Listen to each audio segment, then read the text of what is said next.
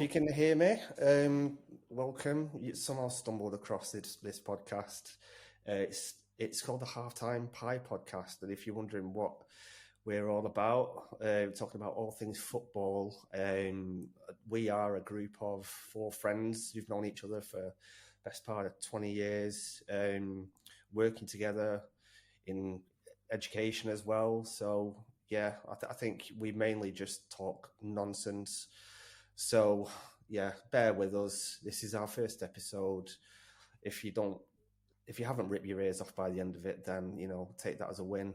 But if you have, just know there are very good surgeons out there. So introducing myself, I'm Eddie Balls.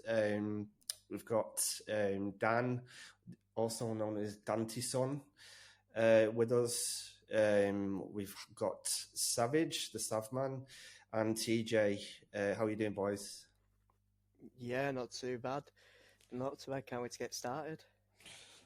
That is the attitude. I like the enthusiasm there. TJ, Dan, all good with you?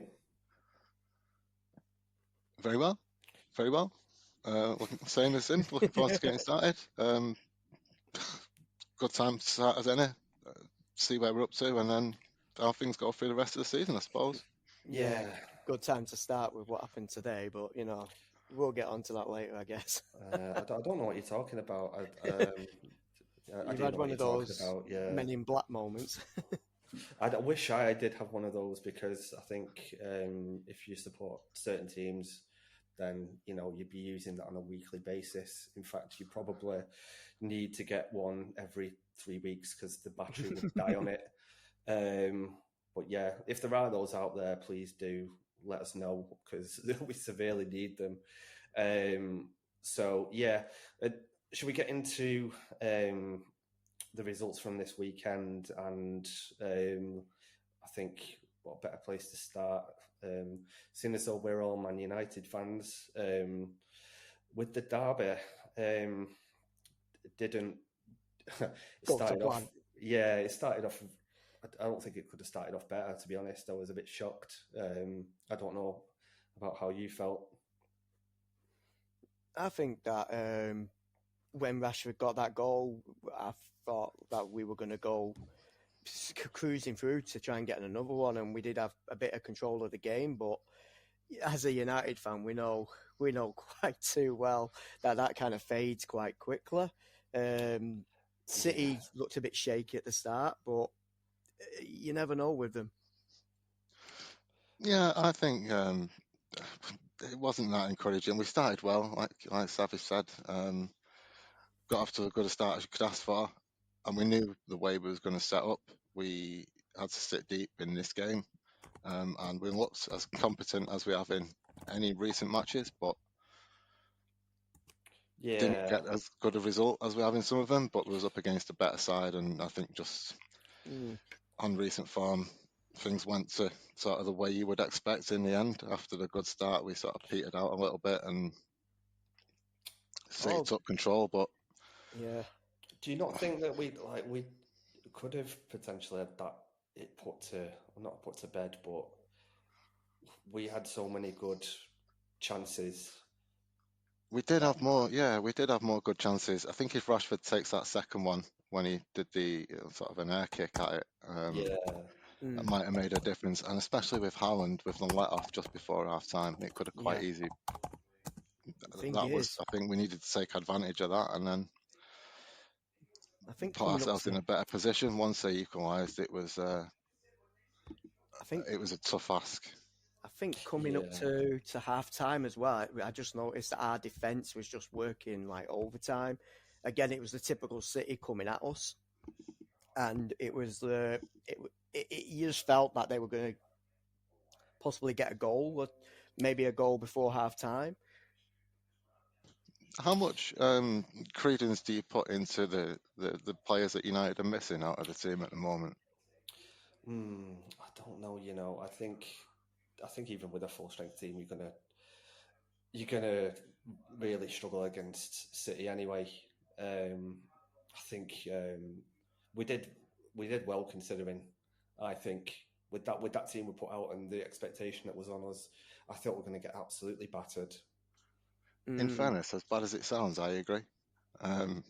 That's why I captained Haaland. I thought he's gonna in our fantasy football, and he did, you know, he let me down. Except for right at the end, he kind of came back into it. And even De Bruyne, I thought he was going to be, you know, setting up like most of the goals. It just didn't work out. I think we were stubborn for quite some periods, especially in the first half. Second half, it started off a bit confident, but then just again fell short. I think, like you say, we've not got the strength in depth at the minute, and going to the bench to bring people on, it's not the same sort of caliber that they can reach to. And some of the ones that we're missing are important, especially Highland and Martinez.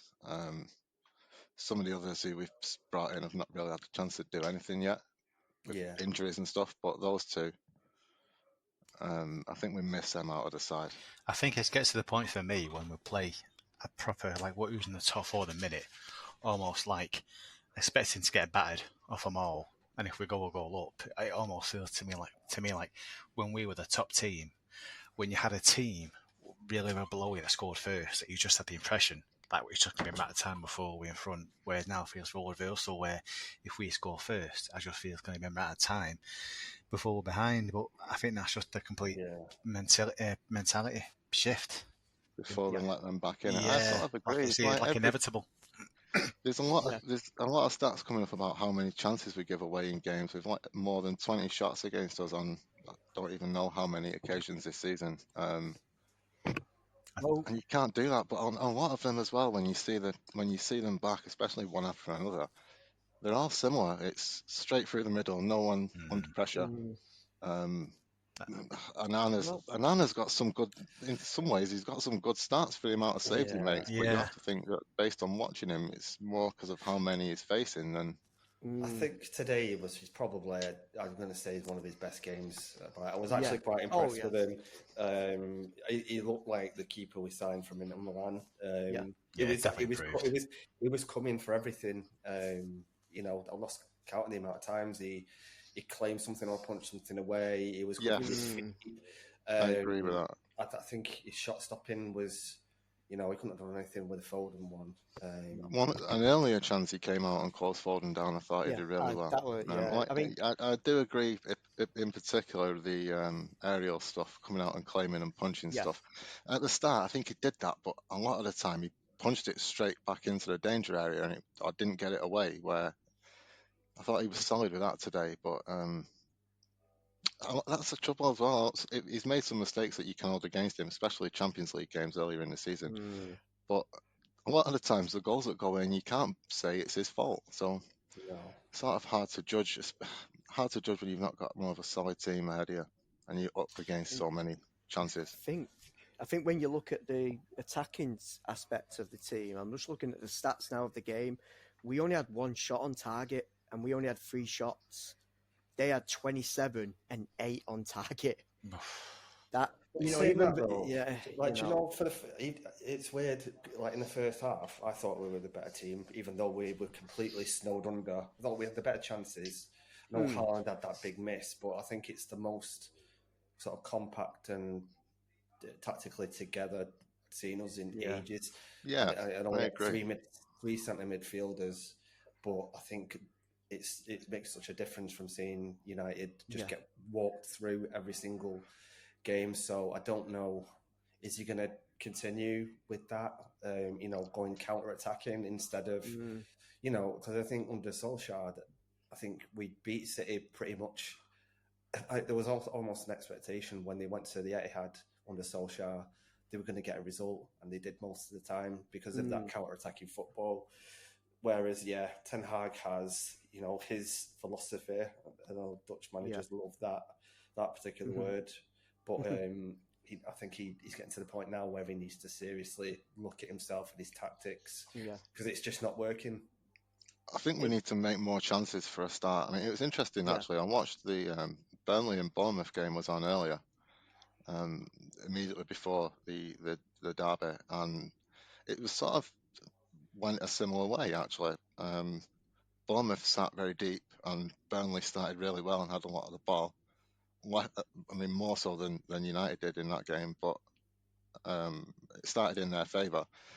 And the stats were coming up that Burnley were heavily in control, and Bournemouth had 2 chances and scored them both. So that's what we're lacking, I think. Even though Highland scored a lot of goals, he's not had many chances to score them. And if we don't make enough and we give up so many, I sort of agree we need to do something different, do something more productive and a bit more solid.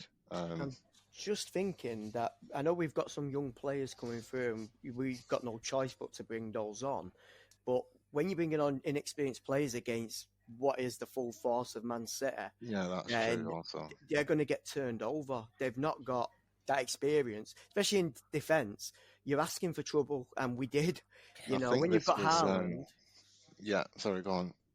No, where you've got Haaland coming in we know what type of player he is, and what when he gets fed the ball, going past an inexperienced defender, you got no chance. Yeah, I think as well, especially City this season, they've looked quite vulnerable at the back to those counter-attacking goals. I think, against a better team, I don't think City win that game, to be honest. If they played that way against Liverpool, I think Liverpool get a result there. And that's where, I think United need to be more clinical, and it's at both ends of the pitch and in the middle as well.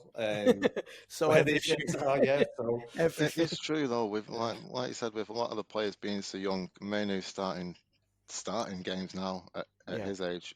Forson come on, he's 19. I think that was his 3rd appearance. And Kambala came on as well, I think, and he's only made a handful of appearances, and it's not an easy match to come onto into the Etihad away when you're already.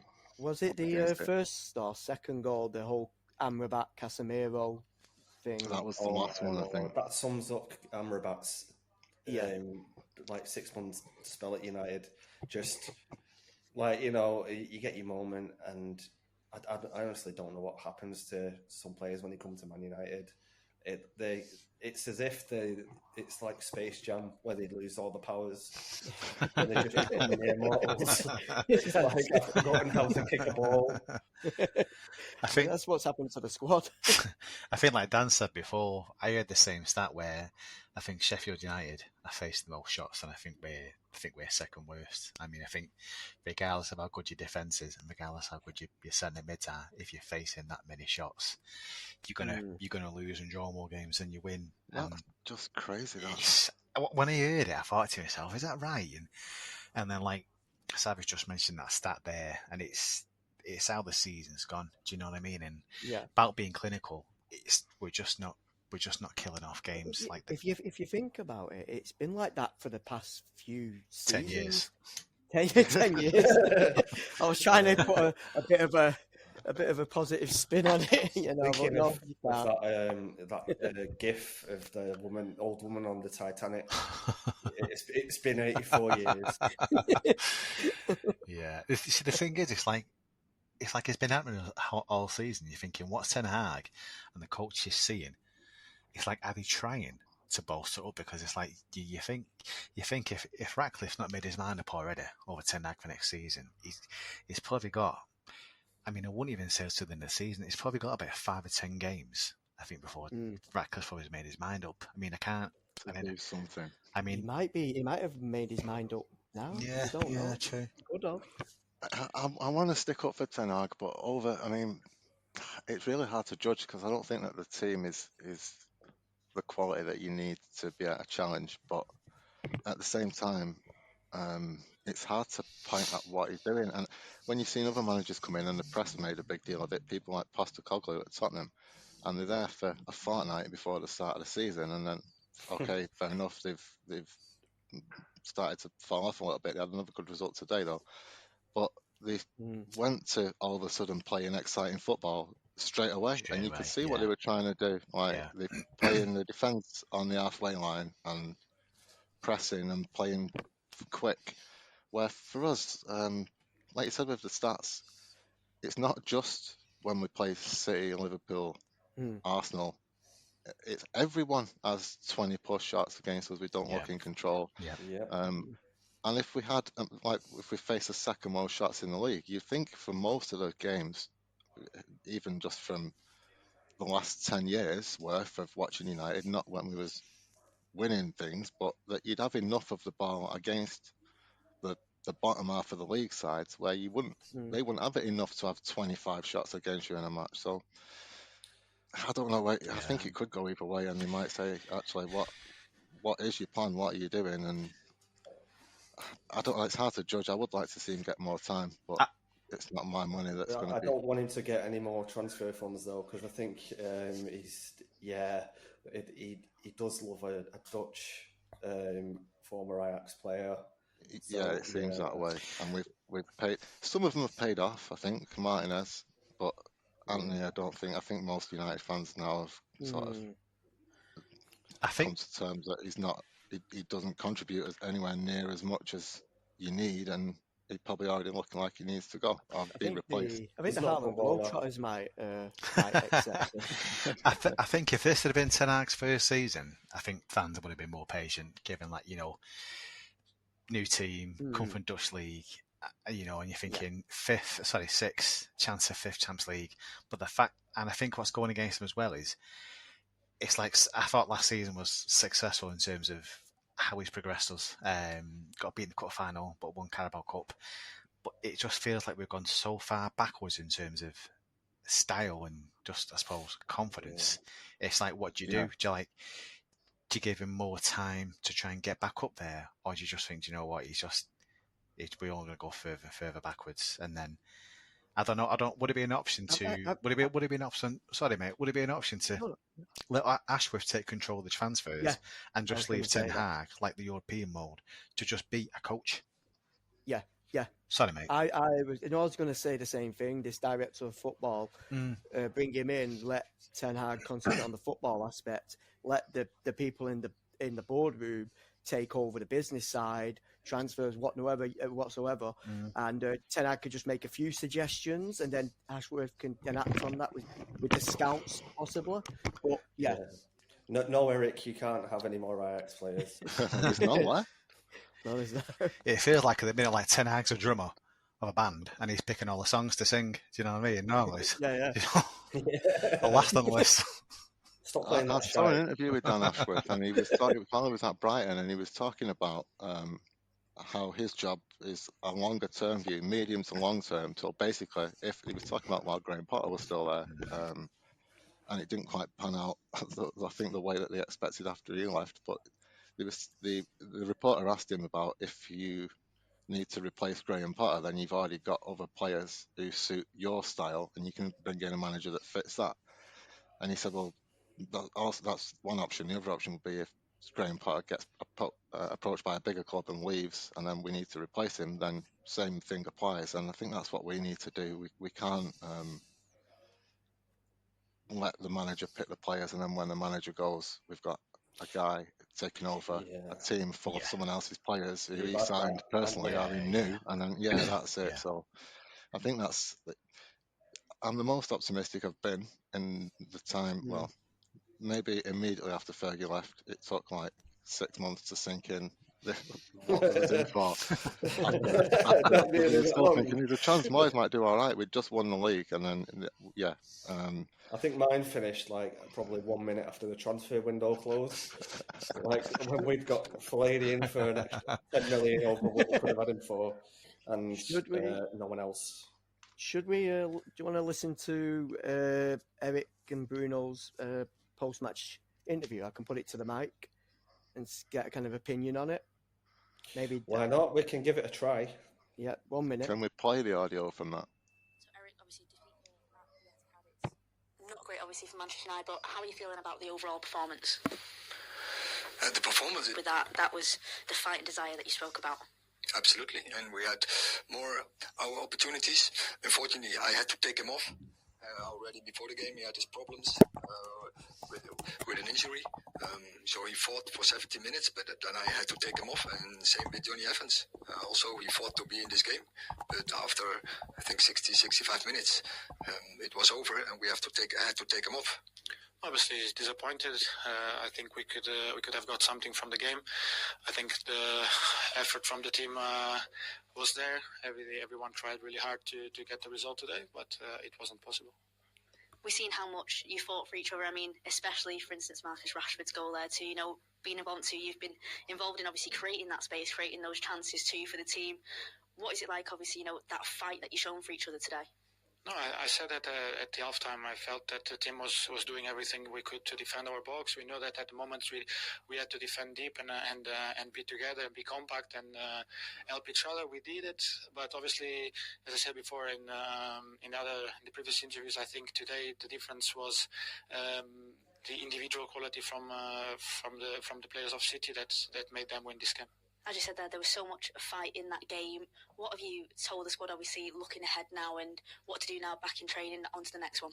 It was small margins, and when Resi is through, and we go for 2-0, and in the attack after, and we concede 1-1, and similar with the attack with Garnacho going up to the keeper, and then in the attack after, it's 2-1.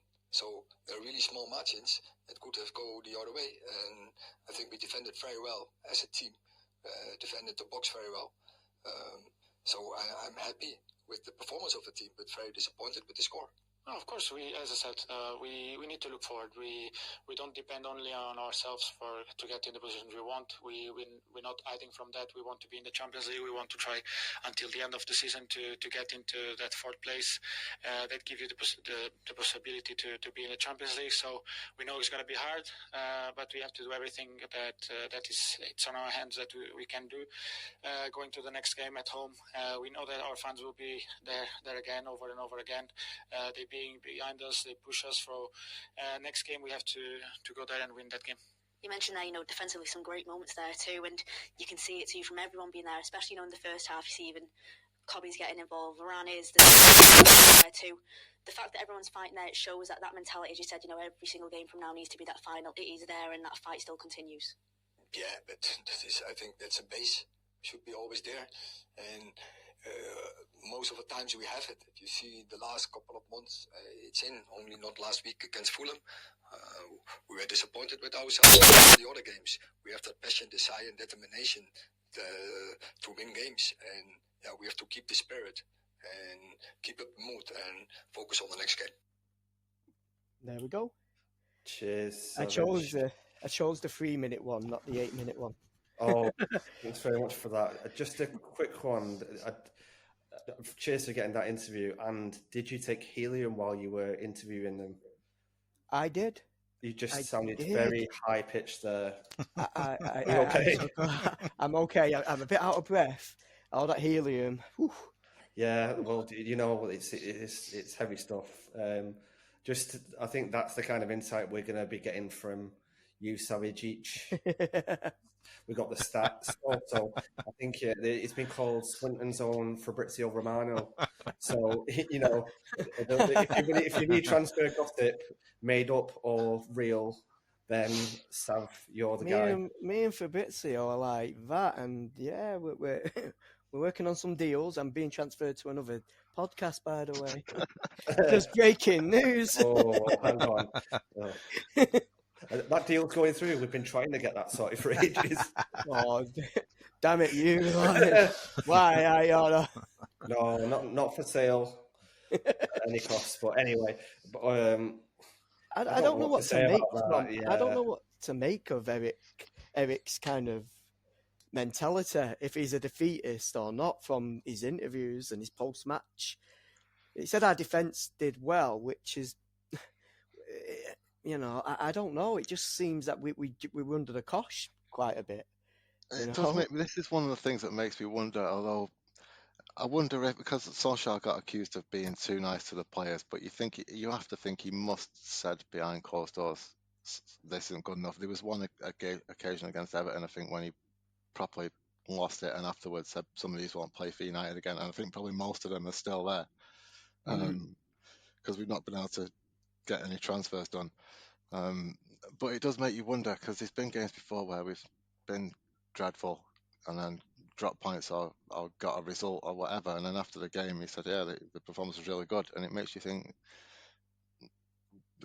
do you believe that, and you're just saying that, or are you just saying that to not fall out with the players in public, and then behind closed doors you say, "Come on, lads, this isn't what we did during the week." Do you know, it does make you wonder sometimes what was the plan going into it, and did they just not do it, or was that the plan and we just didn't look good when we did do it? So this is the I don't guy. know. This is the guy who chipped up Sancho and made him drop his lunchbox in front of everybody. So it's hard to say, you know. It could be a knee-jerk reaction to that, to be like, well, I can't do that again. So we've got to be like, Hey, well done, everyone. Because if I say something in public that one of the players don't like, who knows what the reaction might be. Yeah. But I really don't know. On the other hand, looking for top four, it's a distance now to fourth. We're 11 points away on the same games as Villa. After they won this weekend, another good result for them. It's done. I can't see Villa. I mean, I think Villa would need a big collapse, and I think the way they've been going this season, it's like the job Emery's doing there, and the form Watkins in. I just can't see them slipping, and I know it's such a strange thing to say. I can't see Villa slipping. No, I can't. Looking at the league now, they've only lost 6 games all season. United have lost 11. To think we'll best them over the rest of the season by an 11-point swing, it's a. I mean, sorry, mate, go on. I was just going to say, I know we spent a lot of time talking about United. If anyone out there is thinking this is just a United primarily podcast, the Halftime Pie are completely unbiased, neutral. And we'll be covering other things as well, such as the other games this weekend. Yeah, fair point. I think it's because it's a big This game. was derby weekend, yeah. To be honest, I'm just doing that more for myself because I'm quite depressed at it. Well, maybe it's as good a chance as any to move on to some of the other results, like that Villa game against Luton. Yeah. Where Ollie Watkins again. Did he get 2 in this game? He got 2, yeah, and he just superb, and he had a few more chances as well, which he could have finished off. But I was just going to say, without going back into United, I watched that performance and I thought, United of old, he'd be the type of player that I'd just be thinking to himself, come the summer, we'll be snapping him up. He's going to be a United player if we wanted to get him where he's now. I just feel the complete opposite. But he just keeps improving. He's even got the support as well. You talk about Douglas Luiz, Mercer Diaby, those type of players.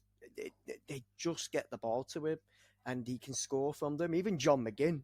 John McGinn gets in on the action from time to time. Apologies, John McGinn, if you listen to this. No offence intended. I've heard John McGinn is a pie enthusiast. Yeah, so, a big fan. Big John. Big John McGinn, yeah. It's okay. Savage said he's moving podcast, so don't worry, John. It's okay. Don't worry, John. Savage will take his biases elsewhere.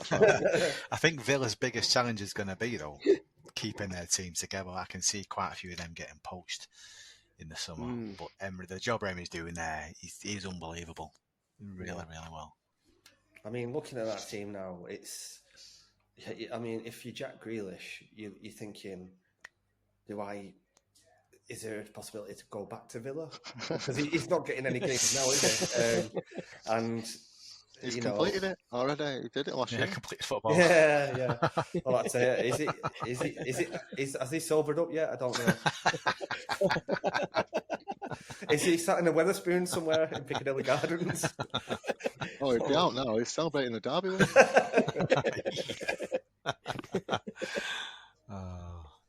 What about Luton? Do you think they got a chance of staying up? They do snatch some results now and again, don't they? I'm just trying to get the table up now. I think they've been fairly unlucky from a lot of the results that I've seen. They've had a lot of late points snatched off them,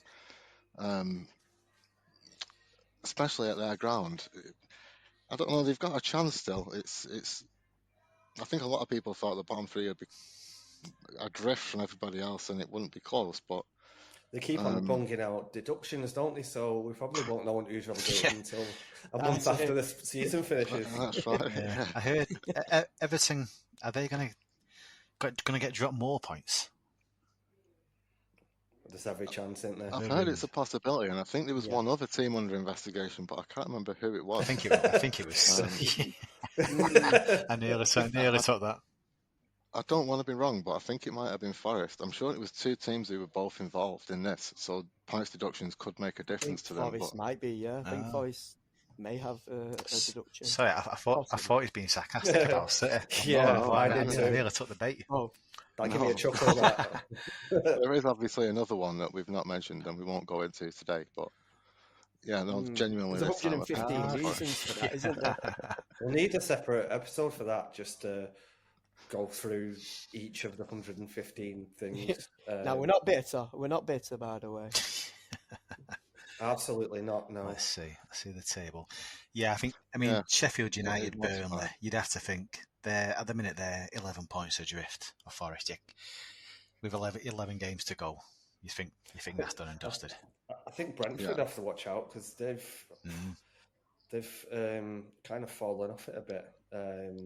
Depending on the run-ins that some of these teams have got as well, they could get dragged in. Especially, it's only 2 wins that for Luton to put them all the way up to the same points as Brentford, and it can easily happen. It can. I can't believe that last season we were talking and joking about Chelsea getting relegated up to a point, and come March of the next year, they're 11th. It's crazy. I honestly can't get my head around Chelsea the past couple of seasons. I keep thinking that something's going to spend that much money, thinking something's going to click to the point where I'm not saying top 4, but I mean the position they're in. I just can't get my head around it, and I'm thinking, are they going to give Pochettino another transfer window and another chance of the season after? Because anybody else, he'd be gone by now with his run. Do you know what I mean? Apparently, the away fans had turned on him in the last game, and I think from what I've heard, once they turn on you, that's it. So but I think if he was going to get sacked, surely they would have done it by now. That's the thing, and I suppose when Chelsea used to have like a revolving door many years ago when Abramovich was there, I mean, at the same time, they was like successful. Like Ancelotti got sacked after was it after 1 season or 2 seasons? The same with Scalari, and you're thinking that was when they were like one of the best teams in Europe. Whereas now, you're thinking, who would really want the Chelsea job? Is it not a bit of a not a poison chalice, but who'd really want to take on that job? It's a bit of a thankless task, isn't it? Like, look at Di Matteo. He got appointed as a caretaker. I think, did he win a Champions League? He won the Champions League, I think he did. After AVB got sacked. Even that doesn't buy you any grace in terms of like, well, you've had a bit of a rocky spell. It's like clear your desk. You won the Champions League. That's in the cabinet now. Yeah. But I think it's the pressure of all that money being spent. The manager is expected to perform, get these players to perform that he's got. Over £1 billion spent on these players, and they're in 11th spot in the table. It's not, you don't hear that that often of a team being in that position. I think the only other one is United, but even though they're further above. It seems like they've got. It's a weird one. Like they were ruthless, like kind of like a bit like Real Madrid with their managers. Nobody was safe. You could win the Spanish league, and if you got through to the Champions League semi-finals and got knocked out, you're out the door. I think that was Vicente Del Bosque. Yeah. That happened to him. And Chelsea were like that, but now have gone completely the opposite way. I don't know what Todd Bowley's thinking, but I wonder whether he can't afford to pay any more release clauses at the moment because of FFP rules. That's something I've heard. Very good point. If they sack him, they breach FFP. So I think I don't know if Pochettino's at the point now where he's like, just let me go. But then, they might get some points deductions. So, let's see what happens. Well, they kind of struggled over the weekend, didn't they? That 2-2. Yeah. Against Brentford. You've got any interesting stats for us, Sav? Ooh, let's have a look. Just make them up if you haven't got anything to hand. Have you got any high-pitched interviews? Yeah, and how many players had mullets during the match? Well, Chelsea has 6 shots on target, and Brentford's to 5. That's right. You have more possession. Oh, shucks. Wow. I took the balloon away. Did you see? Have you seen that game? By the way, have you seen the Brentford Chelsea game? I've seen highlights. No, didn't see the highlights. I think Brentford went 1-0 down, and the Brentford fans were booing. And I think Thomas Frank said, he said 1-0 down to Chelsea.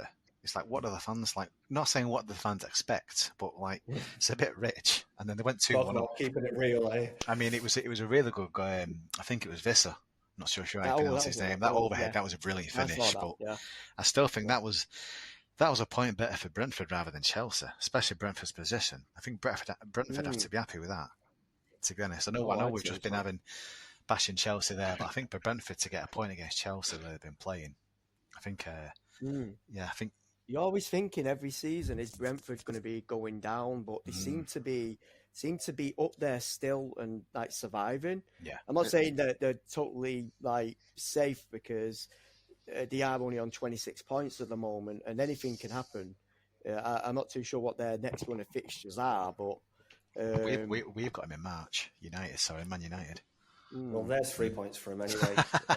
But I think when Ivan Toney goes next summer, like I'll put some money on it, and I'm sure I won't be the only one. They'll be right down there. After that, they'll struggle to replace the goal. There's rumours of Liverpool going in for that Brian Umbremo as well, and you think they're probably obviously with Tony's nailed on to goal. You think if Umbremo goes, they've only. I mean, the squad's, threadbare as it is. Where do you think Tony would go to? I think there's a couple of teams at the moment that would be up for getting a new striker. Arsenal, I think. Yeah. They've got nobody up front really, that's reliable. I'd take him at United. Yeah. I don't think he'd join us, but I'd take him. Depends how much as well, because like there's ridiculous prices being bandied about.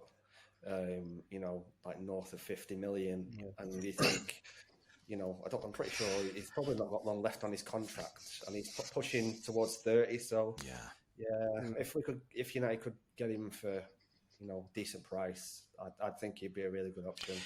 I think that might make him more favourable to Arsenal because they sort of, mind you, the rest of the squad's young, so if they're peaking and they're still competing, they might be prepared to not get someone who's got to do it in the next couple of seasons. But Spurs might be a good shout as well. Yeah, definitely. I'm pretty sure that they've not replaced Kane. No, and I think he might be in demand. Also, you could say Chelsea because they've still not got a sort of out and out forward guy. But wow. And to be fair, if you're Brentford, you're going to want Chelsea to come in for the amount that they'll pay for him. Yes, I think it could be interesting summer for Brentford.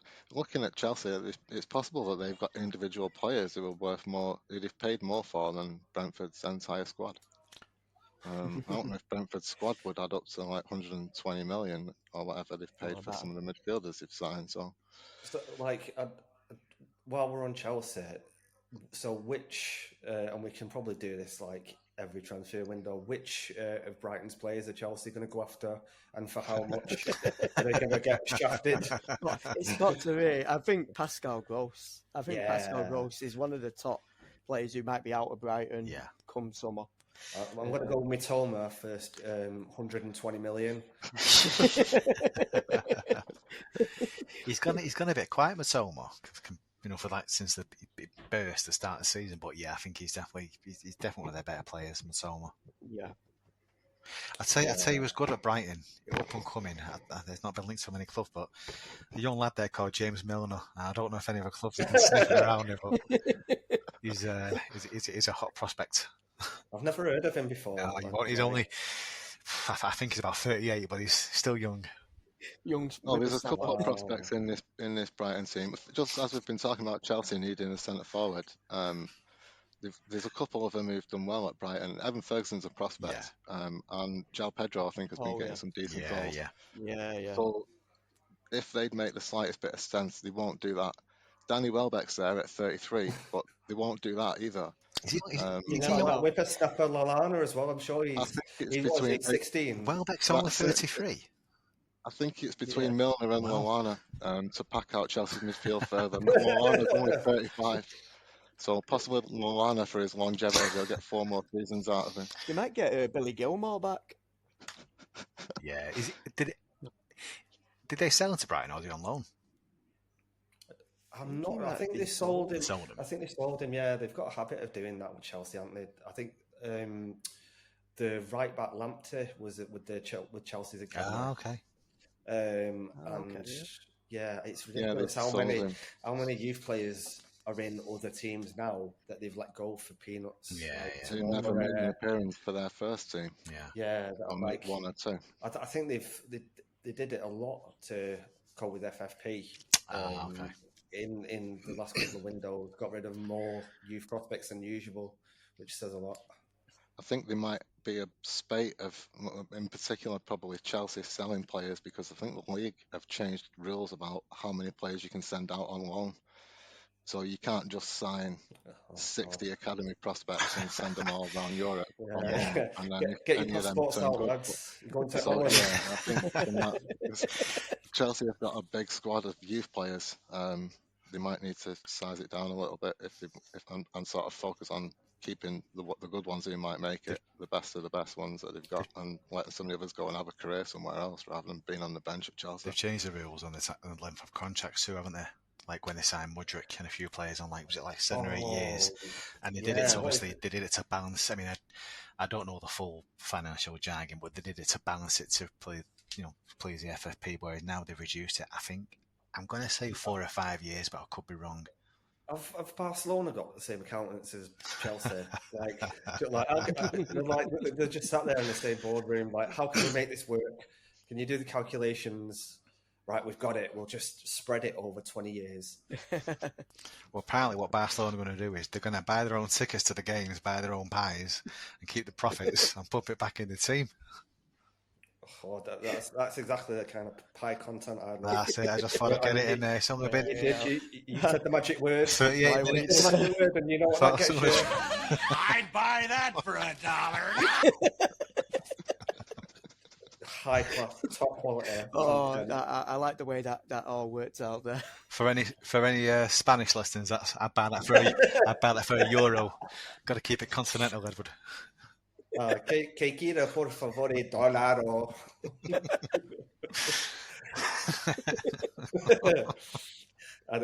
We cover all leagues here, not just Premier League, La Liga, French League, Japanese yen if you want.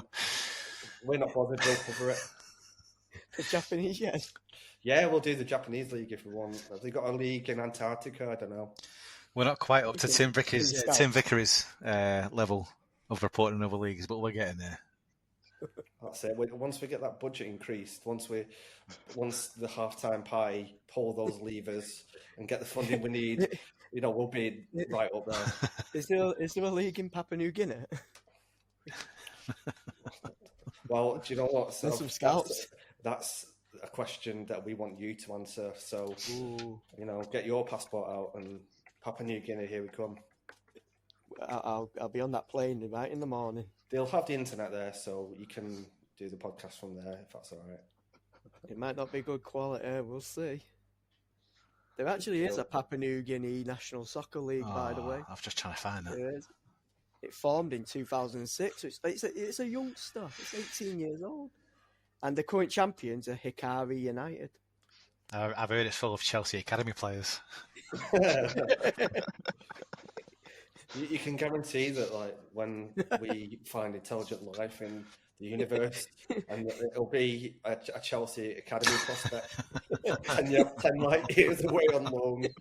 We sent him on loan years ago and forgot where it's going. Yeah. Oh, poor lads. Anyway, we've not covered Liverpool yet. Some controversy with that. They keep doing it every single week. They keep pulling results out of their backsides. How do they do it? I don't know. I don't think I've not watched a lot of Liverpool, obviously being a United fan, but I don't think the front three. I didn't think it was going to be as good as, the Salah, Mane, Firmino trio, but they seem to make things work. Nunez is scoring. It's all coming together. I think it's a really easy comment for me to say, but since that, I think it was October, that hoo-ha over Newcastle, where obviously the VAR audio came out, and then Klopp said it's the only viable option should be the game to be replayed, and all the furrow around that is a case of, I think since then, I think it's easy to say Liverpool have got to rub the green with the officials, but Clattenburg, he got employed by Nottingham Forest recently, Mark Clattenburg, and they said to point out where they've gone wrong, and he's come out and said in extra time, injury time, that the drop ball should have gone to Forest way. But, I mean, what was it, 6 minutes added on, and then 9 minutes they score a goal. I mean, it's just something. I'm not. What are you getting out there? I'm not saying the crust, but I'm just saying, to me, I just feel like they just want Klopp to get. You got your foil hat on there, mate. You throw your wild conspiracy theories about. Listen, I've been biting my lips for 43 minutes, but I finally just got to come out and say it. I mean, you're waiting for this moment. You're waiting for that Liverpool game to come along. I've just had bloody moon landing never happened, did it? I've just had the Espirito Santo and the Forester on the phone to me for this podcast. Just ranting and raving at me. I mean, that was part. I think once you're going hard, I think was the owner on the pitch at the end. Yeah, he was trying to be. Yeah. Like, what did he think was going to happen there? Like. He was trying to do what the Sheikh did in Kuwait. Do you remember that in World Cup '82 when a goal was offside and then the Sheikh came down and told the referee it weren't, and then the ref just reversed it? Do you remember that? Yeah. Was that against France? It was against France. Yeah, they was winning. I think they was winning 3-1. France scored to make it 4-1. The guy came down and said, I don't think it was. And the ref probably thought, I'm not leaving this country alive if I don't reverse it. So maybe it's a good shout.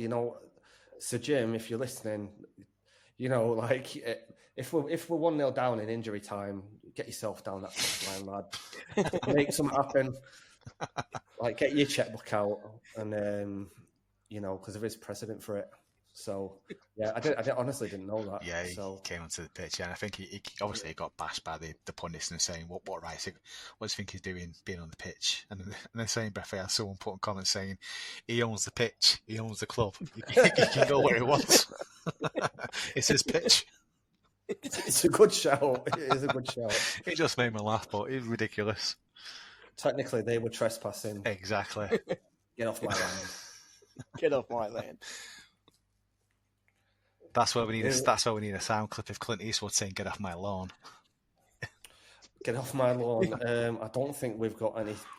I think we're a bit light on the Clint Eastwood. Have to use that buy one for $1 again. Do you know what? It's really unprofessional, but I'd buy that for $1. I'll save that from my Gran Torino podcast. So never mind. How many of you got on the go? I mean, I'd rather not say, mate. GDPR. We know you're associated. Well, that's it. You've got a lot to say, haven't you? And only so much time to say that's it, mate. It is worrying how well Liverpool are doing. At the start of the season, I thought I could just imagine you waking up in the morning in a cold sweat, like, they've won again. Oh no, that's it. But yeah, I mean, they're on a good run. We'll see, I guess. We'll see how it goes. Are you all right, Dan? Find it hard to talk about it, are you, Dan? Well, I think the next couple of weeks will probably be important for the top three. And a couple of them could get ruled out depending on how the results go. I'm going to say, we've got Arsenal tomorrow. They win, it's still like 1 point between them and second, isn't it? I can't see any result, but that's the thing, isn't it? And then City Liverpool is next Sunday. If that was a draw and Arsenal win their next game, it's all changed again. So yeah, hard to predict. I still think that in the end, City will probably do it. Yeah.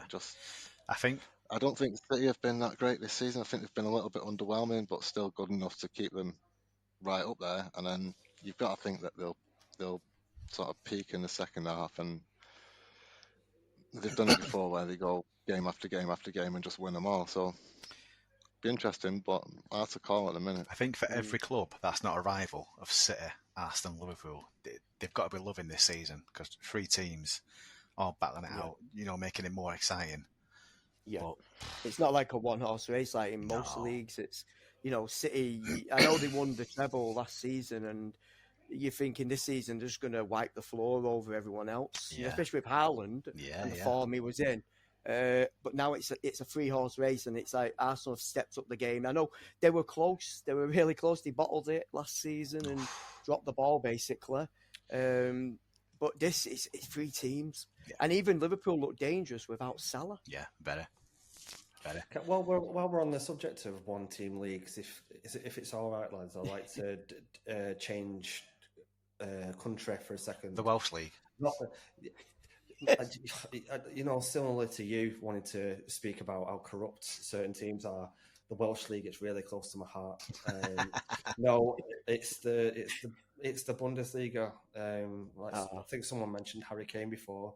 How shit must he be feeling right now? You wouldn't have bet on it, would you? Like, Bayern always win the league. How many years has it been that they've won it in a row? Is it 10? 10 in a row, and they're 10 points behind. I don't think he was that desperate to. Well, maybe he was. I don't know. He thought that was a shoe-in. Everyone did, and it's something deep within him, his DNA, that just it's like he's a trophy repellent, is what I call him. It's freaky. It is. It's a freaky sort of circumstance to come about because it's.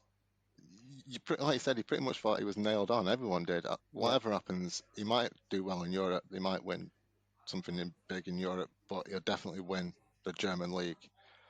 And it's a 10-point gap now. Yep. To Leverkusen, and Leverkusen is still unbeaten after 24 games. So, yeah. And also they've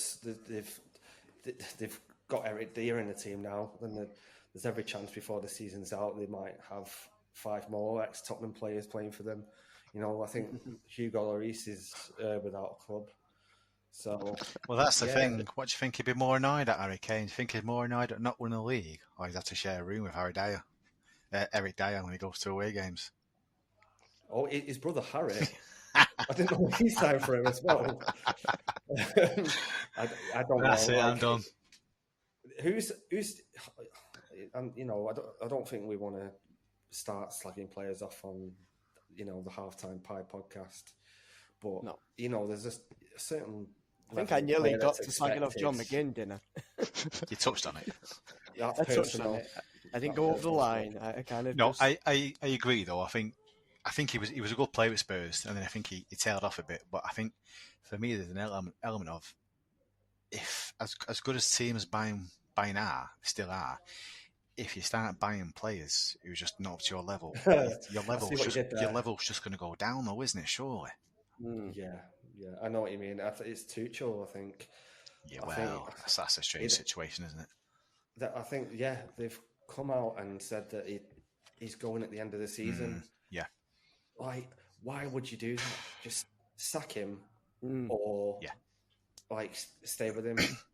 What good is that going to do? Because now, he's like, oh, I'm going to get my payout. Yeah. Okay. It demoralises the player, the manager, and the team. Yeah. It's negative. It has the negative effects, and I just don't know why they made that decision. Because he could just self-sabotage it all. Still going to get my money. Yeah. Yeah. And then you're thinking, what motivation is he going to have to try and get their team to win when he knows they're going to get sacked? And then, for the players, they're thinking, whatever Tuchel says, what's the point of even listening? They might as well do their own thing because he's not going to be there next season. This Tuesday, it's the Champions League, and it's leg 2 between them and Lazio. Oh, yeah. Lazio 1-0 up. Yeah.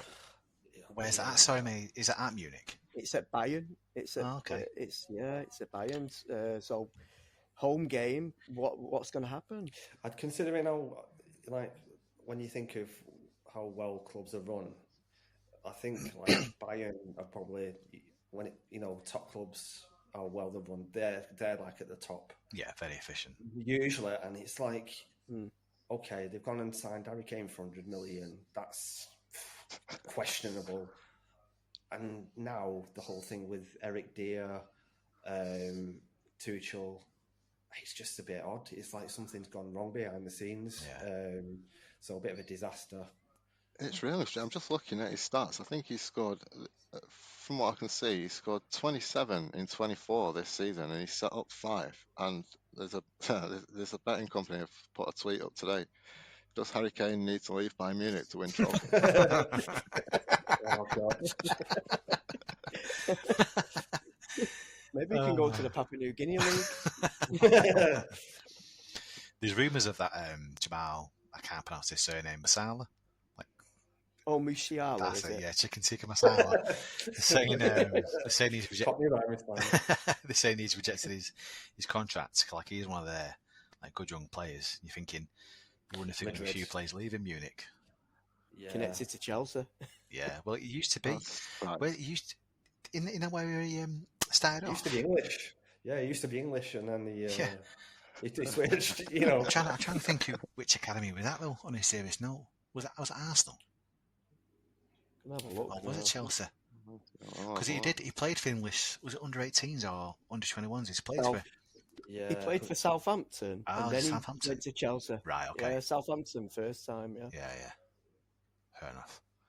But even it's before that, he unusual was in though a if he German was club. to leave, because young players don't tend to leave Bayern. I mean, the ones who are prospects at least, you don't tend to let anybody go until. Who was it that we've got from them before? Schweinsteiger. Yeah, when he's 44. Oh yeah. We got Owen Hargreaves, but still, I think same sort of thing. He was probably the only one that, for United fans, that they didn't want to let go of, because he was, and we only had him properly for one season, but he was amazing. Yeah, it was.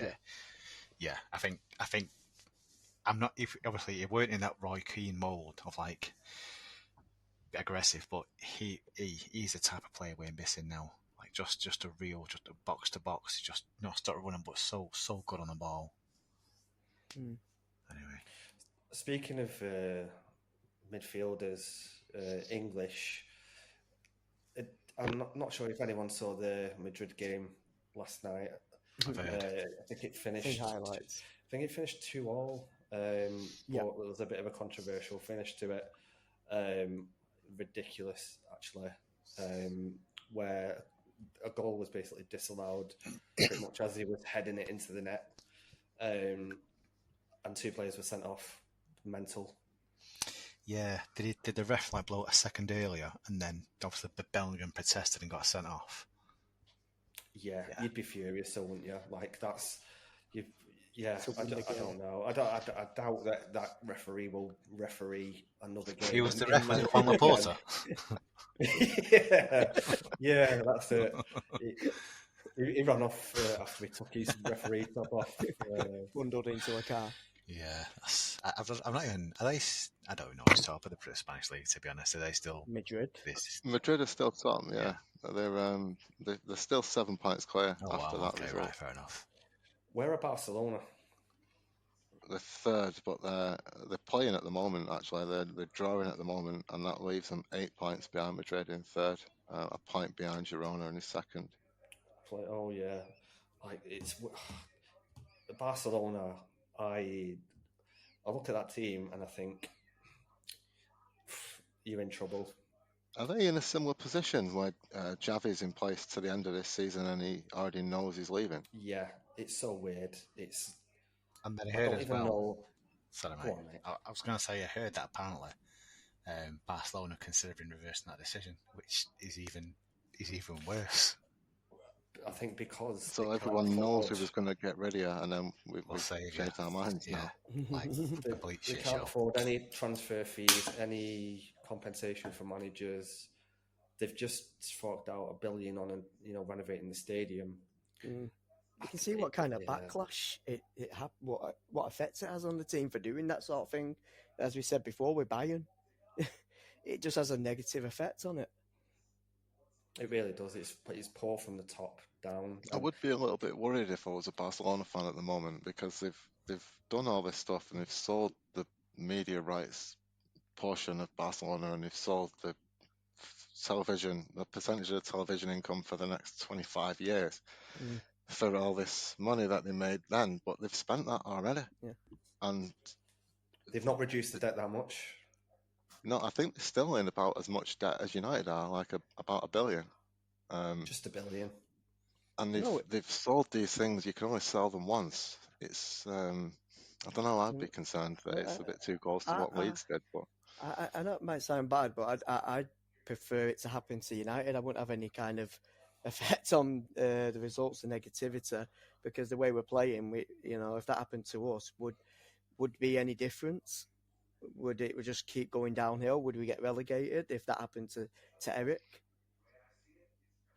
If he was like, oh yeah, you're sacked, but you're still playing, you're still managing to the end of the season, would that? You wouldn't think it'd be encouraging, would you? I don't know. It's the way we're playing. Would it even,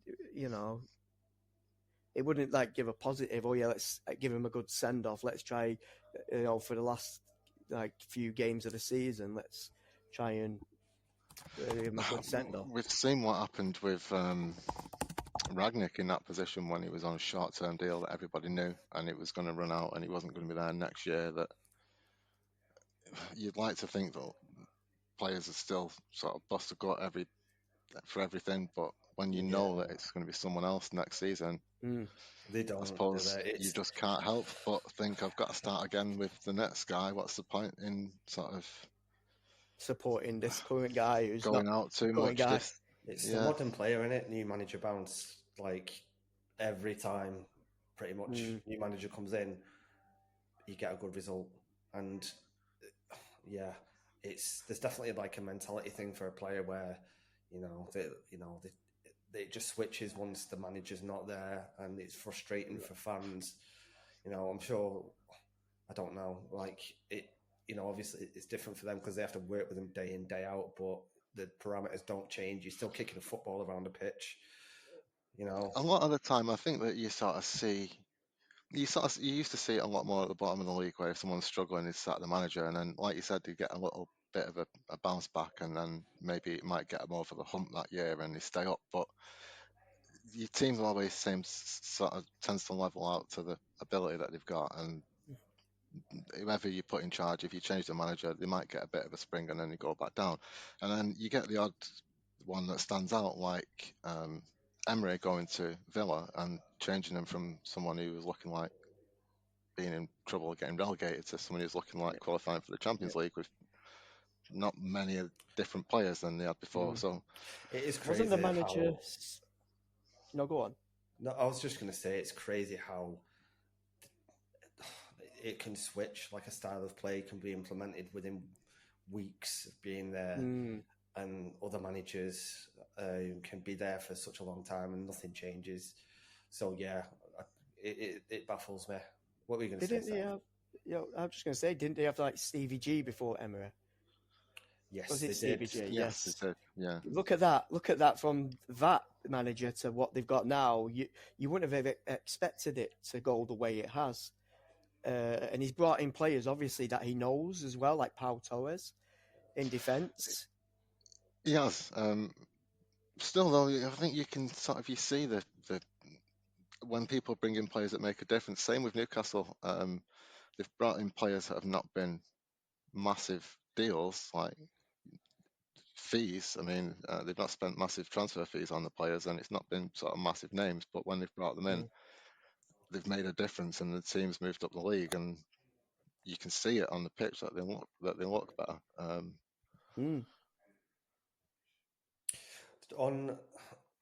So while we're talking about prospects for next season, then how do you guys think? I'm going to try and do segments like this each week around, predictions, and we'll try and track those through until the end of the season. It's a bit late to do it for this season, but how do you guys think the top four will shape up next season, taking into account that, Klopp's going, the 115 charges for City, Arsenal will keep on being Arsenal, and Ten Hag might not be there, and you could have other people in there as well. What are your top fours for next season? When we go for the top four for next season, let's kind of I know we're too late into the season now, but who do you think the eventual winner is for this season? Who's going to go into next season as champions? What's your predictions on that before we go into the top 4? For this season, I still will go with City. I think City will edge it in the end. I think it'll probably still be close because Liverpool have come really close a few times over the last few years, and like points totals wise, they've done really well. But I still just think City will edge it in the end. I'm going to go Arsenal just for this, and I'm going to say that it's going to be a 1 point in it. Yeah, I think it's going to be 1 point. I think there's going to be a 1 point in it between the top 2. The 1 point. I think one of the teams will drift off, and I think Liverpool, with their injuries that they've got, I know they're bringing in young talent and they're doing well, but I think that'll just get too much in the end. I think they'll finish 3rd with City coming 2nd, Arsenal top. That is a brave shout, that mate. I wouldn't have gone for Arsenal. I think I'm going to go for City. I think they've got De Bruyne back. Haaland, even though he misses chances from, like a yard out, he'll still get a goal. Like, it's pretty much guaranteed every game. And yeah, they just seem to, they've done it before. I think Liverpool, I don't know. I just don't think they've been getting results, but I don't think that they'll have enough about them in the end, because I think City are just relentless this time of year. So just looking at, say, if it did come down to the final day, Arsenal have Everton at home, Liverpool are at home to Wolves, and City are at home as well to West Ham. So I mean, you think that they'd win all of those?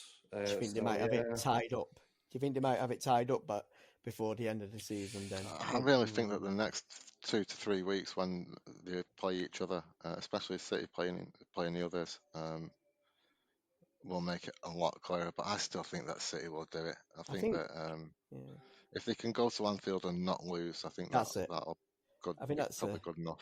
That's a key game then. I think that might be a good decider on what happens for the end of the season.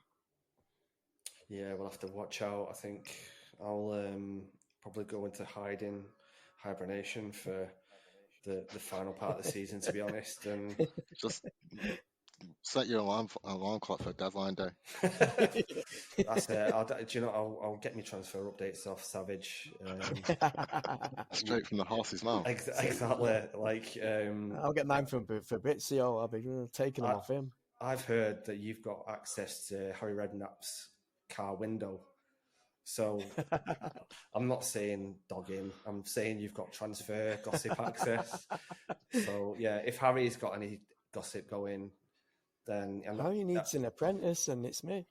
That's it. I'd imagine it'd be like Del Boy and Rodney, if I'm honest. Like wheeler dealing, trying to get you to sign Carnu or selling onto someone else. And Jana. Yeah, he did love it. Where's Nico Cruncher? Yeah, where's Nico? We're getting the band back together. 50 yards away from Harry Redknapp at all times, it seems. So in terms of next season's top 4, yeah. What do you think? It's really difficult to say at this stage, isn't it? But I mean, if you're going off City continuing, I don't know if the charges will be resolved by then. So we'll just have to go off the basis that they continue as they are. I think City are going to be up there. I think at this point I'm going to have to go for City again first. I'm going to be brave and put Man United second. And I know I've gone earlier, but I'm just thinking the changes behind the scenes, the players that are already there, young players, hopefully they'll be able to sort out some issues, move players on. I am optimistic. I don't know if Ten Hag will be there, to be honest, but I think with all that, they can really start building something. And then from there, probably, I think Liverpool and Arsenal are going to be in the same sort of boat. If I'm honest, Yeah. I don't see any sort of long-term sustainability at the top for Arsenal in terms of being right up there until the end of the season. I think they've got that stigma about them now where they bottled it, and there's I think they're too far away as it is. Even at this stage now, if they win the game in hand, they're still going to be 2 points behind the leaders, and that might as well be 6 points the way those carry on. So I think like Arsenal and Liverpool losing Klopp, I think that's just going to be, I don't think they're going to be interesting. Only be able to stay up there. So yeah, that's my top 4. Interesting to see who Liverpool get in. Hopefully Steven Gerrard. I think we might see that's going to be my brave prediction. I think City will win the league again next season. We're just assuming that no charges have been settled and everything just carries on the same.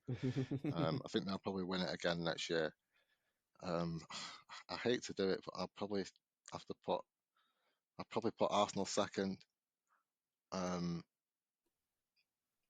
United third. Let's assume that we've managed to show some being sensible a little bit and start to right the ship. And I think Liverpool might drop out of the top 4, replacing Klopp. And I think I'll put Villa in 4th place. So City, Arsenal, United, and Villa, and Liverpool finishing 5th or lower. That's an interesting one. We might have to lock these in now and then review them towards the back end of next season and just laugh at how wrong we were when Bournemouth winning the league. There's every chance. Where on Leicester these days? In the Midlands, I think. I think next season it is going to be. I think City will win it. I think Arsenal will get second. I think it's going to be pretty much the same as the top 4 will go in for this season, top 3. But I think Villa will go for 4th. I think it will be City, Arsenal, Liverpool, and Villa.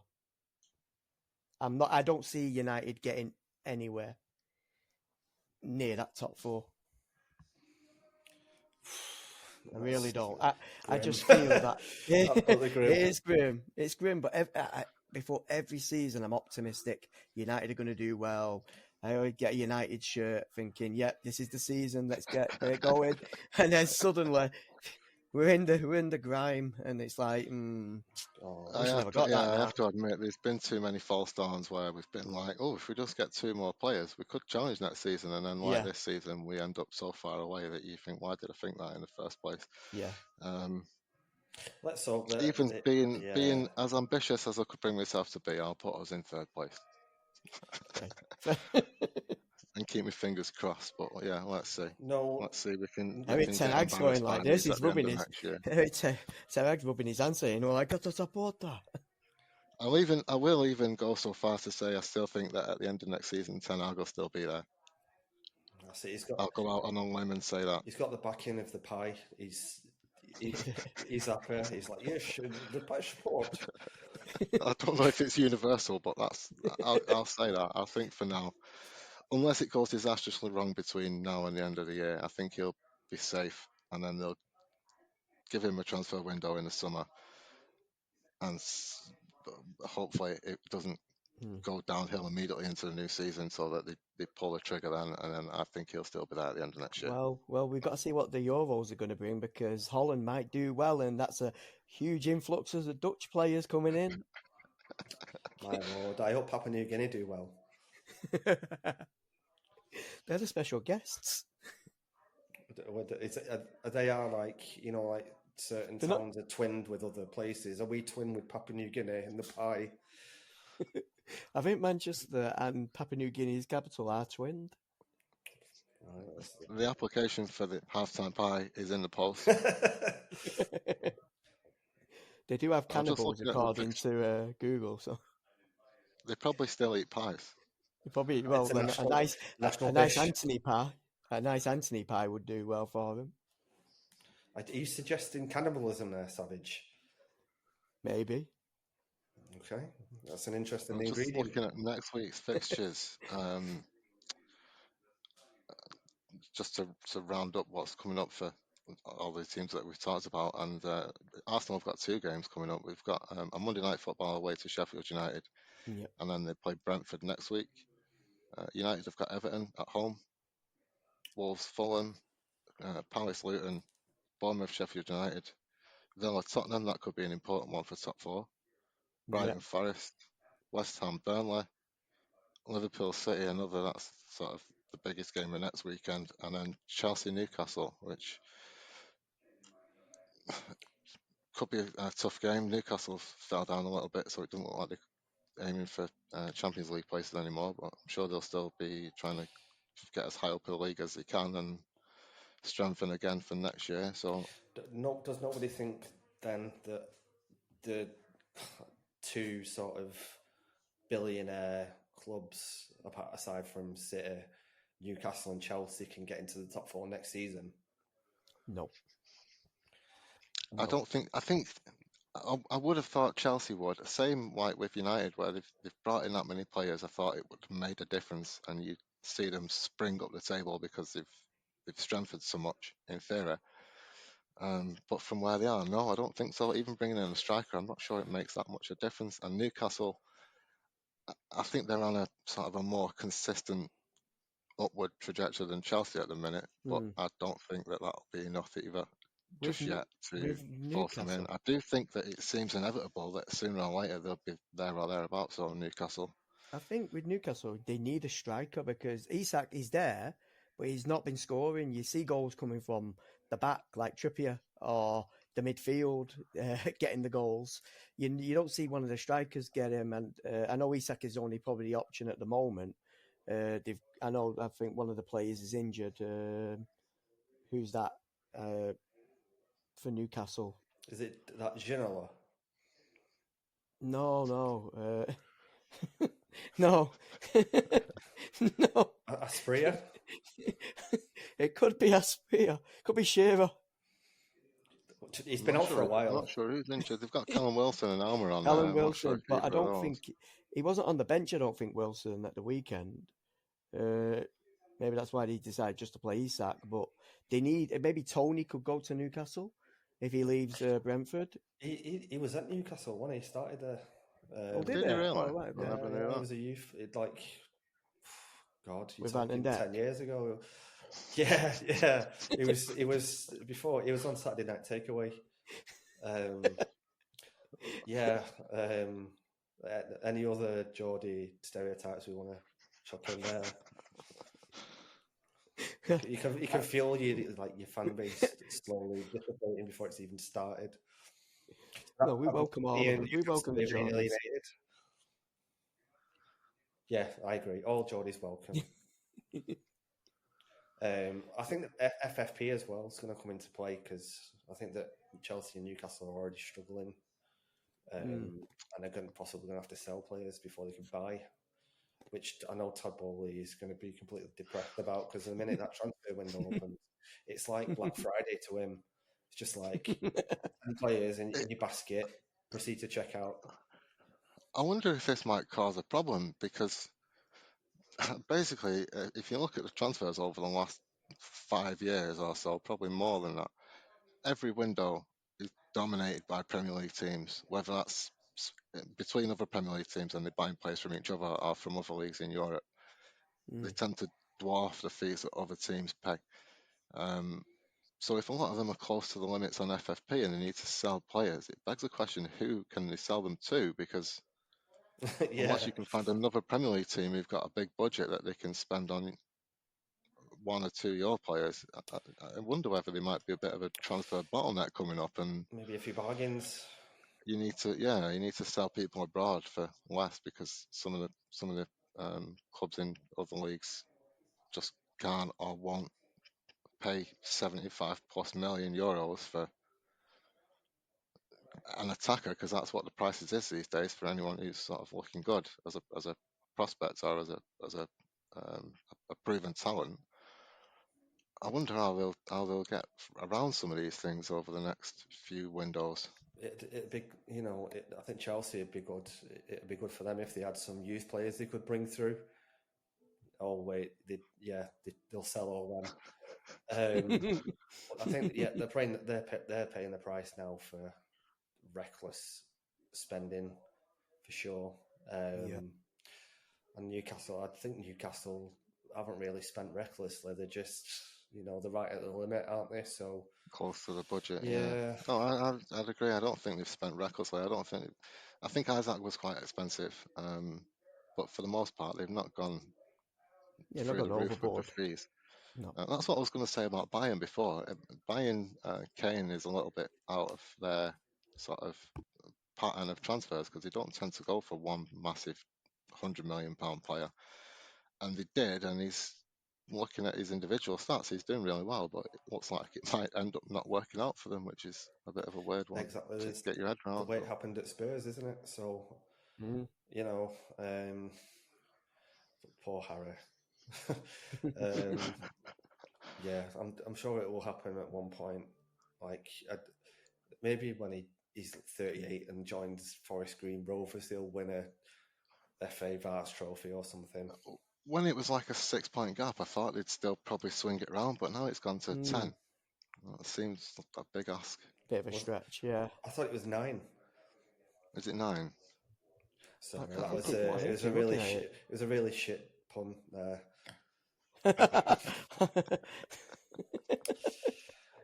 Anyway, I like you thinking there. Anyway, shall we have a quiz? Yeah, to round it off. We'll have a quiz to round it off. So I'm going to give you guys a 1 minute to answer as many questions as you can, and the time will start and end when you hear this noise, but not this time, if that makes sense. I'd buy that for $1. Okay, so when we buy that for $1, your time will start. Oh God! Like I'm gonna get charged so much copyright. So are these jumping? Whoever jumps in first? No, we'll do one at a time. Okay. Then I see. A really shit chase. Yes. Do we have multiple choice then? Do we? Or no, you don't get any help or assistance in this, I'm afraid. We just pass if we don't know. Yes, okay. You pass. So, yeah, we'll go there. I think we'll go with you first, Savage.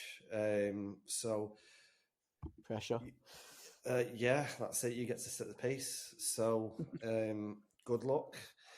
And if we get the time started, I'd buy that for $1.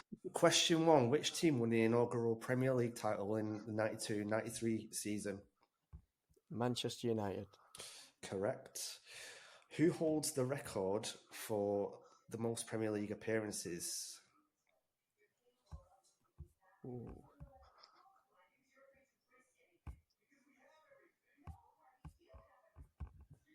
Ryan Giggs. Correct. No, actually, sorry, that's wrong. It's Gareth Barry. Oh, what? Which player scored the most goals in a single Premier League season? Wayne Rooney. I'm afraid that's wrong. Erling Haaland. Which club has won the most Premier League titles? That would be Man United. Correct. Who is the youngest goal scorer in Premier League history? Wayne Rooney. Correct. And I'd buy that for $1. Time is up there. So this is absolutely shoddy of me, but I think you got 5 there. Does that sound about right, Dan? I think I got 4. I think 4. You think you got 4? I think I got 4. I think there were 5 questions, and I got 4. I know I got 1 wrong. Maybe one. Yeah. Okay, right. We'll go with 4 then. You don't win anything apart from dignity, self-respect. Which it's a bonus these days if you can get any of that. So I need to win this.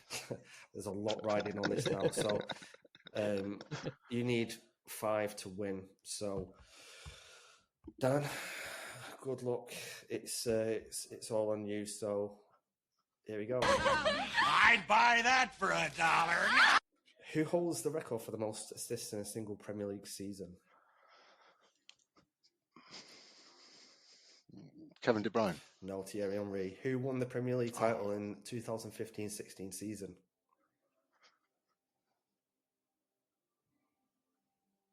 Leicester. Correct. Who was the first foreign manager to win the Premier League? The first foreign manager to win the Premier League. Arsene Wenger. Correct. Which team holds the record for the longest unbeaten run in the Premier League?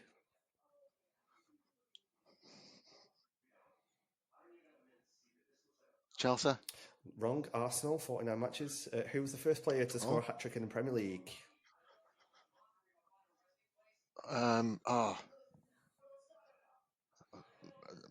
Dean Richards. Eric Cantona. Which club final has finished as a runner-up for the most times in the Premier League? Oh, dear. I'd buy that for $1. Commiserations, Missed Dan. that one. You know, I'm sure there'll be other opportunities for dignity. Like, I don't know when I they'll should have be. known it.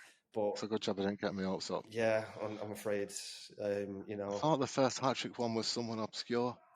Maybe that's the first goal scorer. The other one on my mind was Dion Dublin. That's going to haunt me now that it was Cantona. Yeah, Eric Cantona. Let's see. For Leeds United against Tottenham Hotspur. You live and learn. So Andy, congratulations, Savage. Thank you. Well what done, you gonna Savage. do? That's it, exactly. What are you going to do? Because you're the quiz champion, so I'm not riding on your shoulders now. Damn right, brother.